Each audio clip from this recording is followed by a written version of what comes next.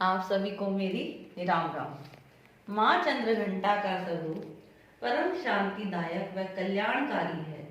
माँ के मस्तक पर घंटे का आकार का अर्ध चंद्रमा है, इसलिए माता को चंद्रघंटा देवी कहा जाता है। माँ की 10 भुजाएं हैं, इनका वाहन सिंह है, जो शक्ति और वीरता का प्रतीक है। माँ चंद्रघंटा चिरायु, आरोग्य और सुख संपदा प्रदान करती है। माँ चंद्रघंटा की कथा इस प्रकार है। माँ चंद्रघंटा असुरों के विनाश के लिए माँ दुर्गा के तृतीय रूप में अवतरित होती हैं।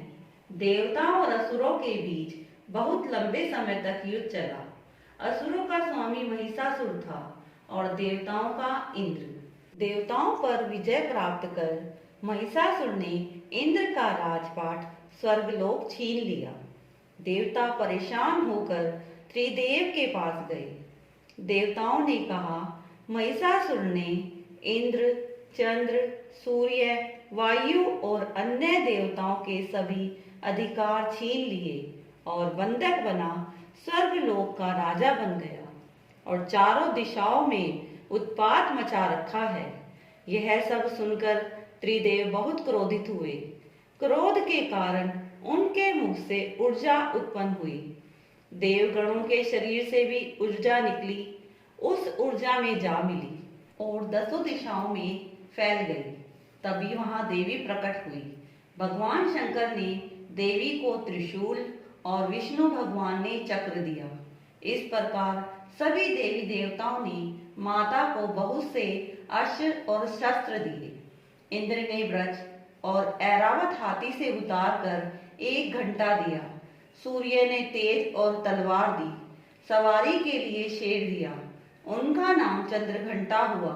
देवी अब महिषासुर से युद्ध के लिए पूरी तरह तैयार थी। उनका विशालकाय रूप देखकर महिषासुर ने समझ लिया कि अब उसका काल निकट आ गया है। देवी और असुरों में युद्ध शुरू हो गया। अन्य दैत्य और दानवों के दल भी युद्ध में कूद पड़े।